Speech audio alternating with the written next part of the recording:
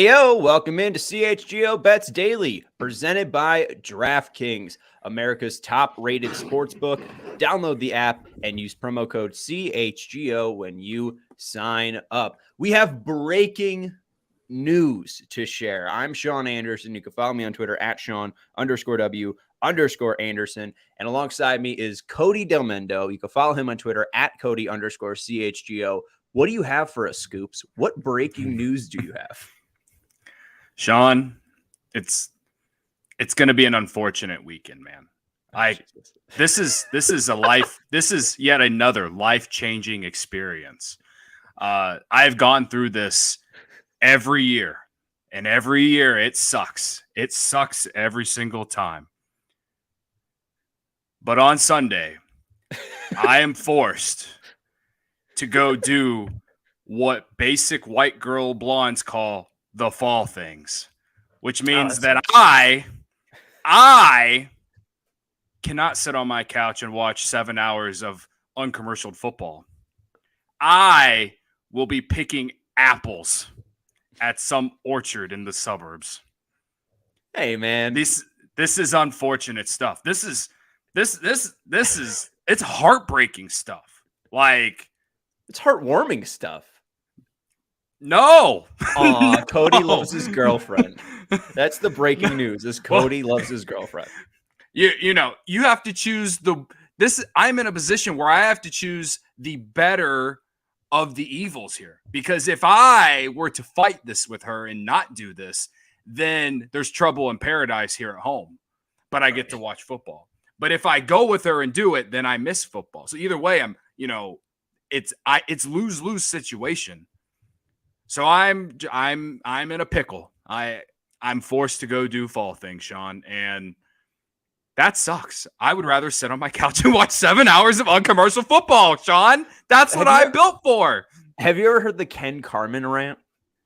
So Ken Carman's this guy in Cleveland, and he has this rant after the Browns lose on Sunday, and I forget what the hell he's talking about. Or what team they lost to, or what the loss was.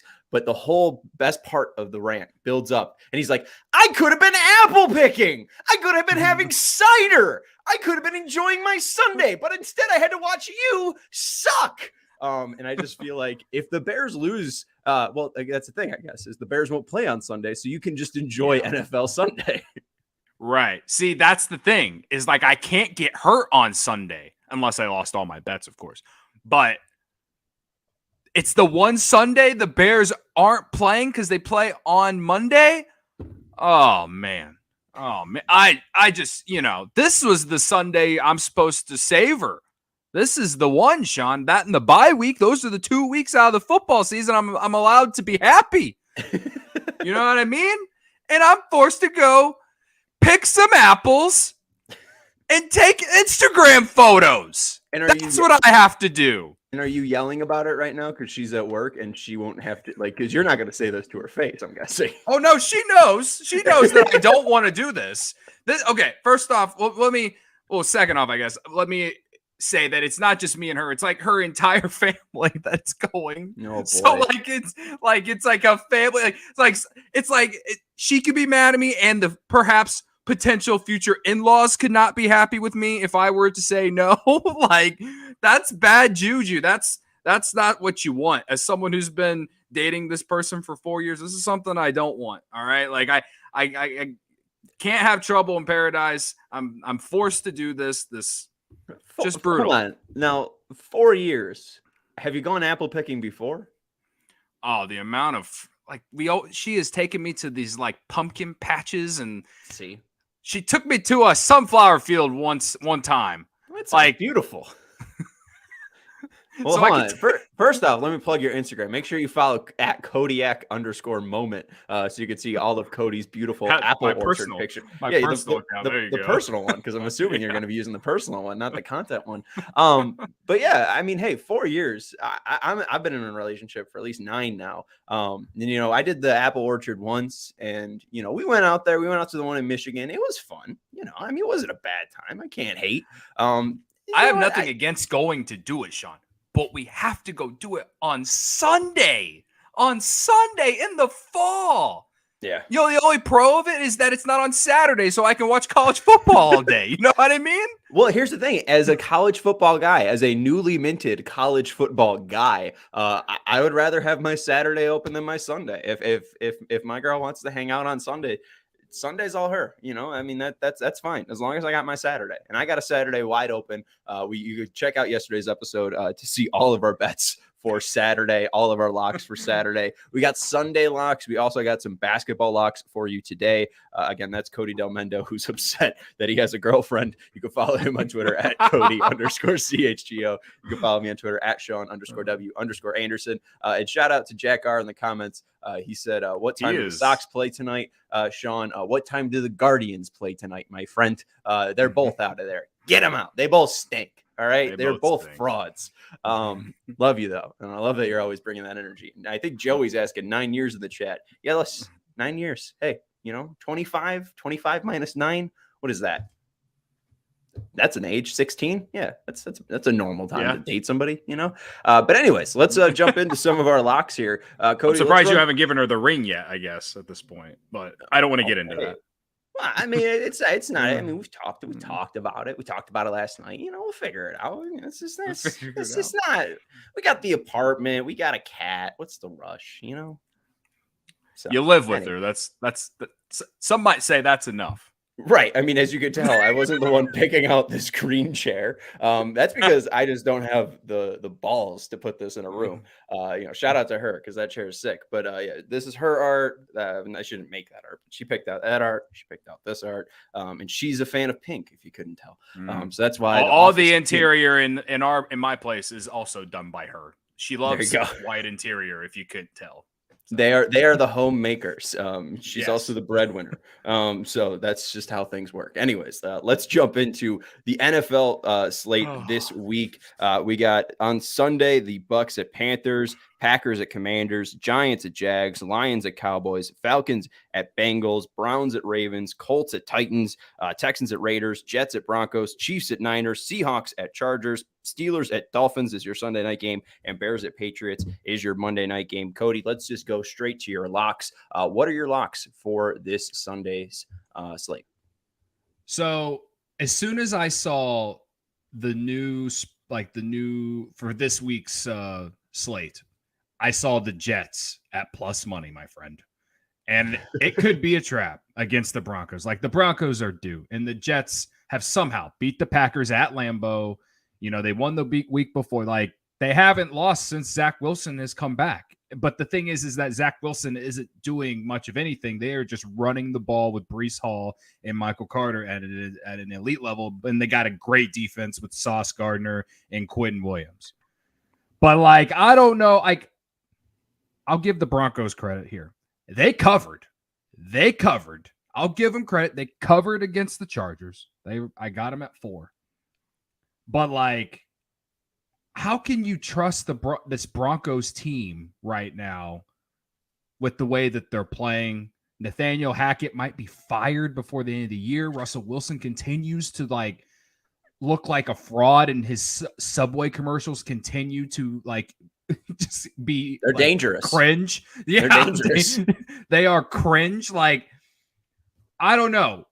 This could be a giant letdown spot for the Jets after going into Lambeau and beating Aaron Rodgers in that shitty offense that they have. But I love the Jets. I'm taking the Jets plus 125. And if you don't want to do that, then I do like the plus 3. I think if anything, take the under, because the Jets are all they've been able to do is move the ball is by running it, and their defense is really good. And it's like the Broncos, they don't know how to score touchdowns. They sometimes will move the ball, but then they can't get in the end zone. So, and they kick field goals. So, maybe the under is the play there. Maybe that's the safest one. But I love Jets plus 125 on the money line. That's what I want to say is my lock, because I can't take the Broncos. I can't do it, man. Not as a favorite. If they're an underdog, I'm all over it. But especially since they're home. But they're a favorite at home on a short week against the Jets, and I'm taking the Jets. It's weird, but I'm doing it. Real quick, I just got to update some people on something that is breaking in White Sox world. Mark Berman of Houston, I forget, I think he's a Fox affiliate. He's the sports director of the Fox affiliate down in Houston. He just retweeted Mike Rodriguez of what is this? Might support Something. this. Mike Rodriguez. I can't. I don't know what outlet he's currently with. But Mike Rodriguez had a tweet said, source Joe Espada, Astros bench coach, will be next manager of the Chicago White Sox. Now Mark Berman of Houston is picking that up over at Fox 26. So that might be legit. I've been trying to figure out if that is a legit report or not. And now that Mark Berman is reporting that or retweeting that, I am getting a little bit more confident that that might be the truth. So I just wanted to update people on that. Go back into the Jets here. You got them at a great time because right now the line's +1 for the Jets at -110. You can get them on the money line at -105. So not plus money, close enough, but still, like you said, you got them at +125. So I think that was a great bet on your half there, taking the Jets there, because even Jack R saying my lock is Broncos if Russ plays. That's a huge if. I mean, who the hell is going to run this awful offense if Russell Wilson isn't there? Hey, right. He's got Wolverine blood because he's dangerous. But hey, I don't know if I trust him there. So I actually love that. I love that play. The over under is 38.5. I've been burned enough by like that, the unders and overs like that. I'm staying away from anything at like 30. Yeah, and this Jets offense again, like they broke off some big runs against that Packers defense. And like, I do think the Broncos defense is really good. So I don't think they're going to be able to move the ball as easy as they did, especially in the second half. The first half was like awful. It was the worst game I watched last Sunday. It was Packers and Jets in the first half, at least. But then the second half, like they just wore that Packers defense down. And I am wondering how much longer can this Broncos defense just continue to keep the Broncos offense in games. Like it's week after week. Like they play a great game and they manage to lose. And it reminds me so much of the Bears in a way during the Trubisky years. And it's wild, except and they have Russell Wilson. And yeah, I forgot that he got hurt. So yeah, if he plays, it'll be tough. Maybe it's not my lock, but I do like it. And I am glad I got it at +125. Speaking of Packers, though, I do like the under 41.5 with them and the Commanders, just because I'm taking the under because the spread's 4.5. And I don't like that because you just don't know what you're going to get out of the Packers. Like you really don't know what you're going to get out of them.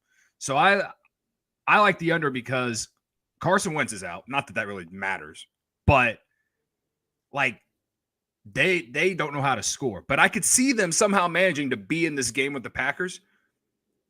And I just think both teams are going to be running the ball. And I just like the under 41.5. I think first 1 to 20 wins, and whoever gets to 20, the other team might score 10. And that's it. Like I think the under is the play on that game, just because like I think the spread's 4.5 because the public or Vegas thinks that the Packers are going to get out of their slump. Like you have a potential Hall of Fame quarterback on your team. Like your offense is going to play better. That's what like everyone's waiting for it to figure itself out. But really, like they need some wide receiver help. And like, it's not even like a joke anymore. It's like fact. Like they really especially with Cobb going down. I mean, that injury looked bad against the Jets.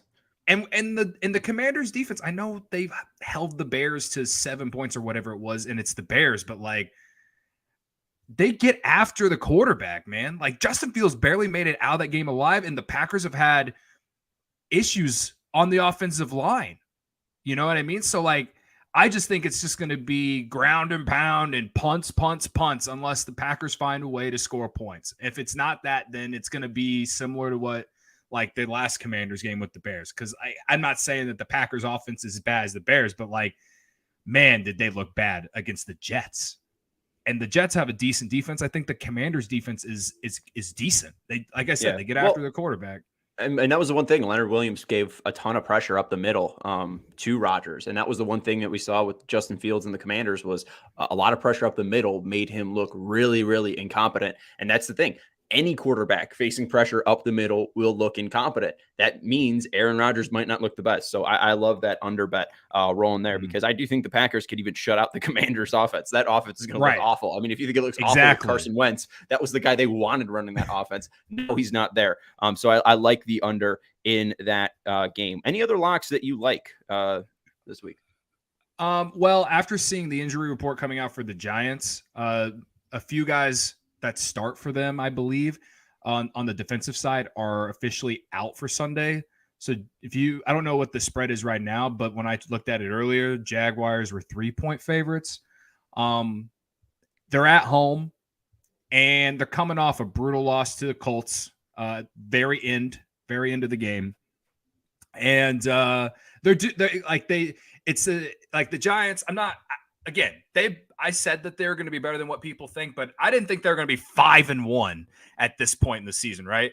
So I think the Giants are kind of due for some regression, and I think the Jags are due for a win. And with the injuries that I've seen with the Giants, especially on the defensive side, I'm kind of leaning towards the Jags right now. Again, at 3 points, I kind of like it. It's tough, though, because I read a stat that the Jags haven't beat an NFC team since like 2018. Really? And so, I read a stat that they haven't beat an NFC team since 2018. So it's a little like the trends don't like it. But that Giants defense is really, I mean, everyone's talking about Saquon, and he is a big part of it, but their defense has been a huge part of it with some of their injuries, and the fact that it's going to be in Jacksonville. I don't know what the weather is going to be like off the top of my head because I haven't looked, but that weather's going to play a factor that the Jaguars are definitely going to be more used to. So it's going to be sunny, 79, 55% humidity. Sounds all right. I don't know. I like the Giants in this spot. Honestly, I think you can originally get them +140. I don't like the Jags. I've bet on the Jags, and when I bet on the Jags, they don't come through for me. And the one thing is yes, the Giants have injuries, but there isn't one that really sticks out to me. Like if Kayvon Thibodeau was going to be out, or if any one of their defensive linemen were going to be out, then I'd definitely be on your side. But I don't think I can see a compelling injury that makes me want to jump ship. I just think that the Giants are a pretty well-run team, and that's why I was excited for I was going to say White Sox, but the Bears to possibly hire Dable. They end up going with Eberflus. I don't love that. I think Dable was a fantastic hire, and coaches like this, I think, just win. So I think them at +140, I could roll with the Giants money line. Yeah. No, it is a toss up at 3 points, right? I guess I'm just envisioning some regression, more so than anything. And it's not like the Jags have played bad. I mean, I guess it was a bad loss against the Texans, but that's a divisional opponent. Like that, weird things like that happen all the time. But they have had some big wins. I do think I do think that they could be a playoff team. We'll see. But that's what I like. I'll give you 2 more. I got 2 more or 3 more, but I won't, or 2 more, but then we can talk about Bears Patriots. Okay. I like Browns and Ravens over 45.5. And I like the 49ers money line at +110. 49ers home dogs. They just got Christian McCaffrey. I don't know if he's going to be too much of a factor, but it's against the Chiefs. I understand Chiefs coming off the loss to the Bills. But Kyle Shanahan as an underdog against the spread is great. And again, the 49ers coming off if you want to call it a bad loss to the Falcons are starting to make me believe that they might sneak in the playoffs with how bad the division is. But I like Kyle Shanahan at home as an underdog. I will take that. It's like a 2-point spread. In case, I think it's at 3 right now. Is that up to 3? Okay. No, it's at 2. It's at 2 still. So at +2 is that line. Niners at home, underdog favorite on the money line at +110. Even if C-Mac plays too, I mean, that's going to be a different level. And I understand that he might not be into the offense just yet, but also you throw the fast guy the football and he's open. I think he's going to just make guys miss. I think they're going to use him a lot more as a receiver than they are a running back, but we'll see. But again, he's probably going to play, you would assume. And Kansas City too, coming off a huge game against Buffalo. I mean, they're probably, at this point, that was a huge game. There has to be some sort of hangover for the Chiefs here. So I would even look, Niners first half. I think that you probably get them on the money line at least. Yeah, or let me see. Game props. Where would this be, Cody? For It'd be first under half. half. First half. Halves. No, halves. There we go. There you go. Yeah, first half you can get Niners at +1. So I don't know if I love that. Yeah, I mean yeah. it's not much different. Well, yeah, I was thinking maybe like because like when we were looking at the Bama Tennessee game, and obviously the line was 7 and not 2. But you could get Tennessee at +4.5, and you could have got them on the money line to win that first half at +185. I'm still thinking about that bet, Cody, because I wanted to make it so badly. But I didn't. But yeah, I think I like your thought process there. I like the Niners. And the other one you said was over in the Browns and Ravens at 45.5. You can get that under 45.5 at +100. That's where I would say, like, watch out, my friends. There's a reason that's juiced, because they don't want you taking that over, because the Browns, I think, have scored like 30 points in multiple games. The Ravens usually let up like late quarter scores. I think that over is easy. I love that pick. That's a great one.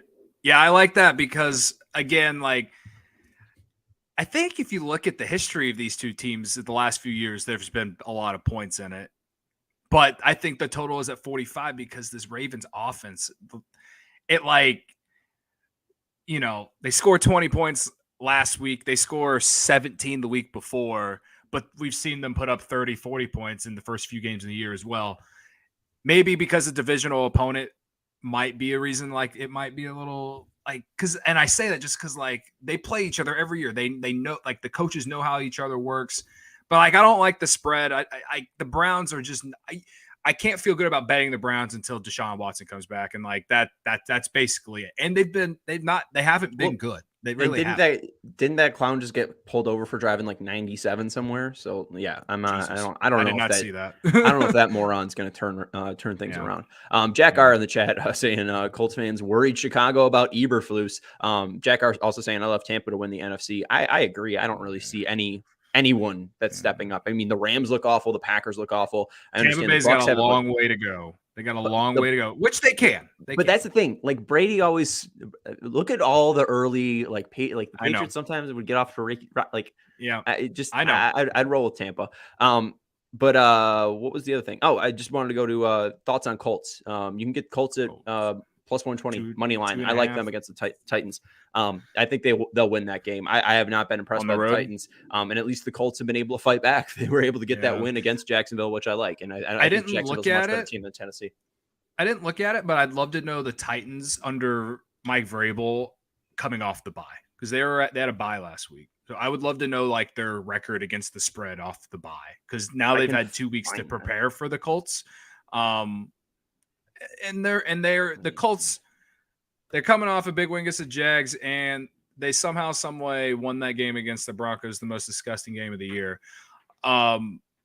They certainly like it's a toss up. Like what, the spread's 2.5.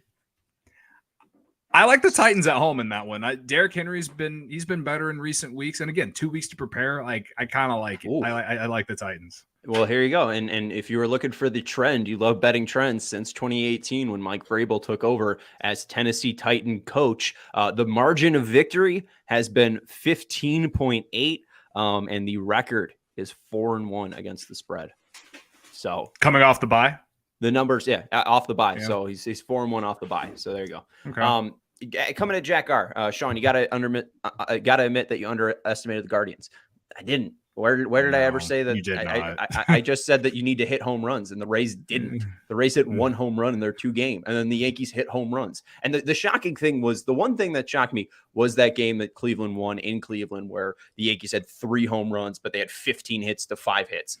Right? Like that was the one that shocked me. Outside of that, Cleveland played Cleveland baseball. What you need to do to beat Cleveland is hit home runs. They did that. Anyways, sorry, I get triggered by Guardians. You're fine. You're getting. I will say that no one expected them to go 5 games with the Yankees. That's for sure. I did take the over on 4.5 games of the series, and then I hedged it. I just felt like they would play better than what people expected.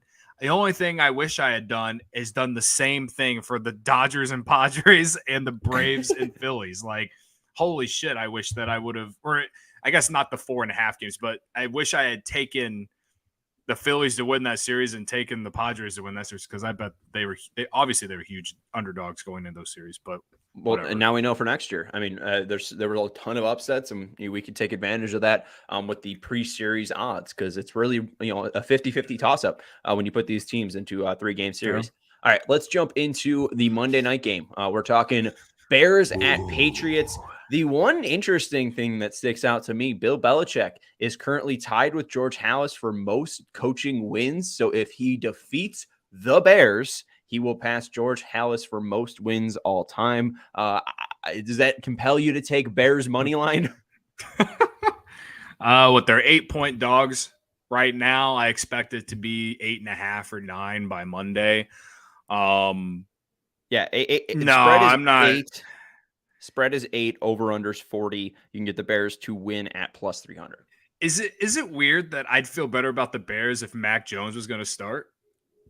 No, why?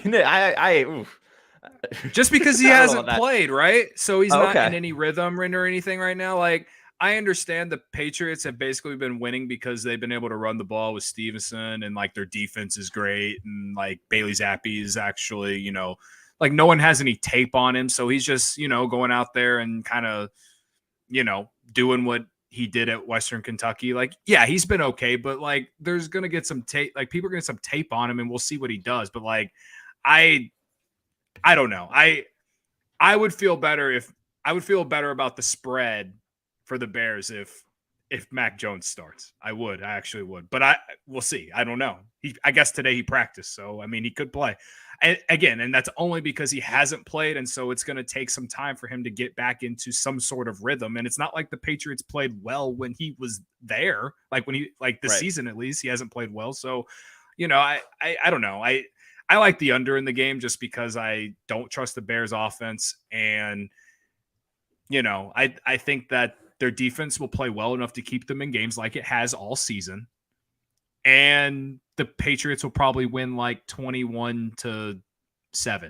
I don't know. Oh, I don't know about that. See, that's the thing is Jack R saying Bears plus 7.5 in the comments and saying under 40. So we all agree right there. That's 3 people going with under 40. I think that's easy, but I don't think the Bears get smoked here. I mean, like, no.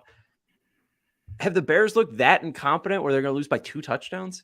I mean, they haven't lost to a team by 2 touchdowns yet. I mean, outside of the Packers, but like that was kind of, you could kind of see that coming because it's Aaron Rodgers and the Bears defense and Lambeau. Like, I don't know. I don't think the Bears have looked that incompetent where 8 is way too big. I don't think the Bears lose by a touchdown. I think the Bears lose, but I don't think they lose by a touchdown, especially with this. Like, I think it's going to be run heavy for both teams. So I think we're going to see clock running. I think that you'd probably see like a 16-10 game, 16-9 game, like I very low scoring, very ugly Monday Night Football, and probably in honor of George Halas and the ugly game that he helped create and make massive.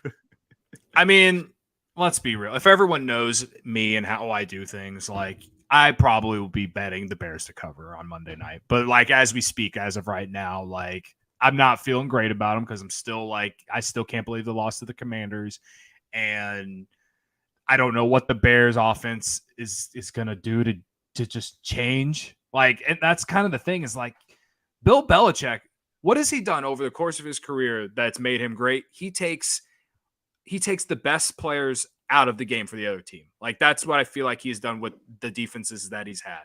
So if he just makes Justin Fields look, or just takes Justin Fields out of this game, and it's already like their receivers are already bad enough, can't catch balls, all this stuff. Like I'll be happy if the Bears hit double digits, like honestly, in this game. Like, and so like, could they cover the 8? Yeah. If the Bears defense also plays like they did against the Commanders as well. But I just think the Patriots have a decently better offense than the Commanders, whether it's Zappi or Mac Jones. I don't know. I really think. I mean, he they definitely have a better run game. That's for sure. Right, but he tore up a Lions defense, right?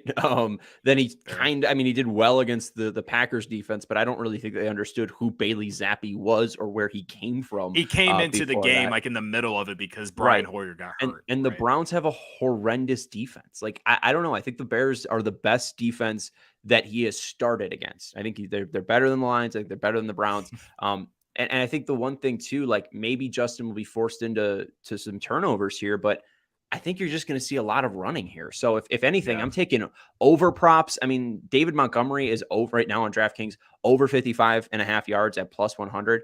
I think he gets to 60 because I think they gave him 15 touches. I think he'll definitely Herbert gets over carries. 35 because I think he's going to get over 10 touches. And like, I think we're probably going to see like Justin Fields throwing the ball 14 times. Like I think we're going to regress back to where we were week 3, week 4, week 5, because I think that's the only way that you're going to be able to win this game, because exactly what you're saying, he's going to take or try to take away Justin Fields' running capabilities. Jabari says in the comments, I'm taking Bears plus 8 going with Monday Night Football underdog trend. Every Monday night underdogs covered.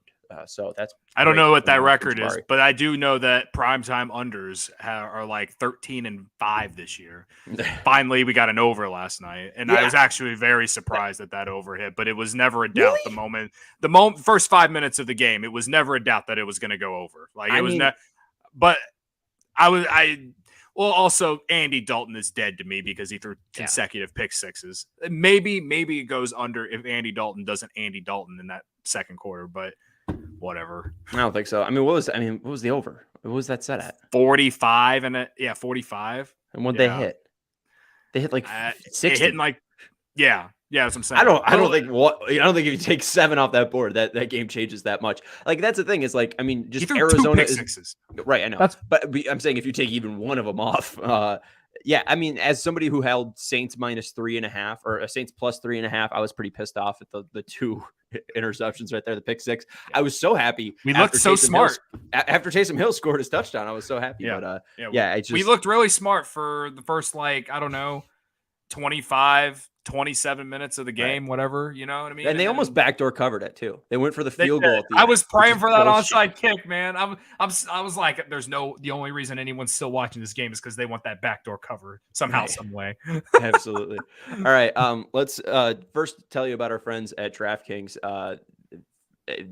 NBA fans, the wait is over. Basketball is back. So tip off the season with DraftKings Sportsbook, an official sports betting partner of the NBA. New customers can make any $5 NBA moneyline bet and get $200 in free bets if your team wins. Check this out. In addition to the usual bets, everyone can boost their winnings up to 100% with DraftKings Stepped Up Same Game Parlays. Go to the DraftKings Sportsbook app, opt in, and place a stepped up same game parlay today with payouts bigger than ever. DraftKings Sportsbook is where I go to bet on the NBA. Last night we had Kevin Durant to score, or was that Wednesday, Cody? On Wednesday, we had Kevin Durant to score 20 plus points at plus 100. That cashed. We were very, very excited about that. And we're excited for the Bulls-Wizards matchup tonight. We'll talk about this right after the break, but download the DraftKings Sportsbook app. Bet along with us. Use the promo code CHGO and make any $5 bet this week and get $200 in free bets if your team wins. Only at DraftKings Sportsbook with promo code CHGO.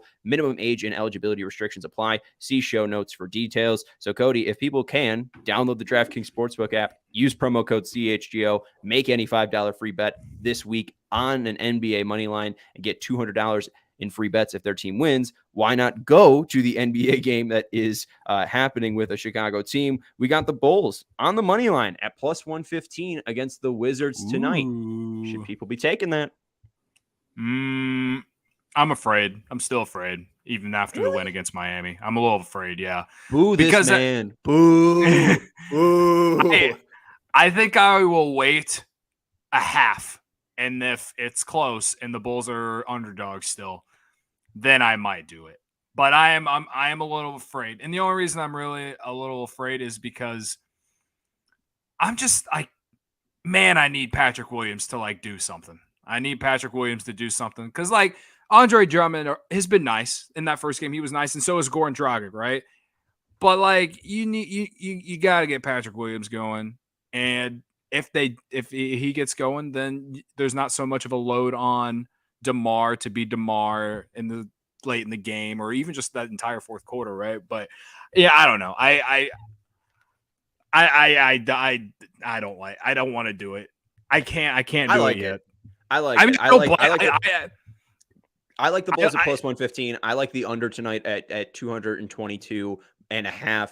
I don't think either of these teams get to 110, right? I think this is going to be high hundreds to low 90s, because I understand Bradley Beal's great and everything, and Kristaps, who's going to really stop Kristaps on the Bulls, but Kyle Kuzma's their third. Like, I think the Bulls try to slow this game down so that they don't have to deal with Porzingis in transition, and they don't have to deal with Beal with open space. I think they'd rather deal with the pick and roll game and then just try to just clog up that whole process with the Wizards. So I think that you'll probably see a decent amount of Caruso tonight. I think we're going to see a lot of our guy Io, especially on Beal and on those switches. So I'm for the Bulls. I think their defense is going to come through tonight. And what we saw with Miami was great 3-point shooting in the first half, and that's what kept them in. And I just think the Wizards are kind of a very much in and out team. Like, they beat the Pacers by 7. I think the Bulls beat the Pacers by like 17. Like, the Pacers kind of stink. I guess the reason that I'm staying away is because I'm trying to not get too high after the huge win in Miami. And it's the first ever back-to-back. And remember, Zach LaVine's not playing tonight too. Didn't play it last time though. He didn't. And again, I'm not trying to get too high on it. And like, they have to play tomorrow in Cleveland, so I'm going to be interested to see how like the minutes for guys go. Obviously, they want to try and win tonight. And if it's close, then it's what matters. But like, I don't know. That's why I'm kind of staying away. And again, I might live bet it. You know what I mean? But I do like Io to go over the 12.5 at plus 100. There you go. Yeah, I mean, like we saw him hit that in the first half yesterday. Yeah, he hit that in the first half in the first game. And the reason I love it is, one, like, you could tell the kid has gotten better since last season. And since he is the starting point guard, he's going to be getting the minutes. And he's young, so it's not like they're going to be using him on some like load management or anything. I like him, to go over that 12.5. The 3-point shooting looks like it's gotten better. And he's been getting to the basket. He would have had 20 points last night if he hadn't blown a few layups. You know what I mean? Like, I like him to go over the 12.5. I think I said it in the first show that Io's market was low. The market was low on him. I still think it's low at 12.5 with Zach not playing. I love the 12.5 at plus 100. And I love Monte Morris under 9.5 or 10.5, wherever you want to get. I like it. I like his under because Io is going to be guarding him, and he held Kyle Lowry to 2 points. 2 points. And I know Kyle Lowry is older now, but like, I just think that Monte Morris is going to be more of a facilitator tonight, and I think Io's going to lock him up, like he's proven at the NBA level that he is a rising elite defender. Maybe not elite yet, but he is definitely a really good defender. Not Lonzo level, but that I think we saw, especially in the second half, the combination of Caruso and Io on defense, right? Really, like the Heat didn't know what to do, man. They were having troubles. So now you get a team that's not even as good as them. I don't know how Monte Morris is going to do anything unless he hits jumpers. And Kyle Lowry couldn't hit any the other night. So we'll see if Monte hits some shots tonight. But I like the under on his points, and I like the over on Io. I do have a juicy-ass parlay for you. And I'll let you go first, man. I just got one more, and maybe you could add this to your juicy-ass parlay. But I'm going to go steals Alex Caruso over 1.5 at plus 135. In 18 of the 41 games he played last year, he had 2 or more steals. One of those games against Washington where he had 3. I do like Caruso tonight to get 2+ steals. I like that. I like that a lot. Thank you very much. 2+ steals against Miami as well. So no, like that kind of goes into what I was saying about how the defense from the Bulls in the second half in their first game was it was fun to watch because last year their defense was so bad, right? But it goes into the fact of how much of a better player I feel like Io has already shown after just one game. So my parlay, it's okay. It's at plus 3080 or 3080, whatever. I don't know if you saw my tweet this morning, Sean, but in January I won almost $1,200 on a parlay from a Bulls Wizards game. All right. And so I feel obligated to do another Bulls Wizards parlay tonight. So tonight we're doing Vucevic, 11+ rebounds. He had 10 at halftime the other night. I'm going Kyle Kuzma over 17.5 because he had 20 plus. He had more than 20 points in his first game. And against the Bulls, he's in recent games last year, he went well over that, I'm pretty sure. Like I added the Monte Morris under 10.5. Bradley Beal over 22.5 points. DeMar DeRozan, 35 plus points and assists. And then Ayo Dosunmu to get a steal. That's a 6-legger at plus 3080. I'm going to tweet it out. So if you didn't get all that, you can just listen back after we're done recording, or go follow me on Twitter at Cody_CHGO. So $10 to win $318. Let's ride. I like it. I really do like it. I think DeMar's going to have a big game just like he did. I think Beal and Kuzma will be the main offense that they have. Vooch will get all the rebounds. Ayo's defense, like I've been highlighting, I think he gets at least a steal tonight. And I think he locks down Monte Morris. So let's ride.